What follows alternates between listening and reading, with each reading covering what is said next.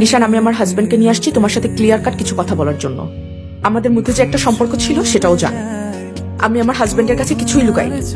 এখন ওর ধারণা হয়েছে ও তোমার আমার মাঝখানে এসে ভিলেনের মতো সবকিছু ভেঙে দিচ্ছে, কিন্তু আমি ওকে বলছি এরকম কোনো কিচ্ছু না।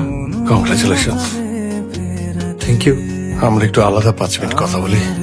না, তোমার যা বলার তুমি ওর সামনে বলো। তোমার সাথে আমার আলাদা কথা বলার কিছু নেই। 4 মিনিট? আমার সাথে কথা বলতে হলে তোমার আমার পারমিশন নিতে হবে। 3 মিনিট? আমি তোর পায়ে ধরি, আমাকে মারিস না জেরিন, প্লিজ। ছাড়, আমি তোর পিছু পিছু ঘুরছি না, আমি তোর জন্য অপেক্ষা করছি না, তুই আসছিলি। ছাড়, এখন আমার বিয়ে হয়ে গেছে, আমার আমার আমার স্বামী নিচে দাঁড়ায় আছে, ছাড় তুই আমাকে।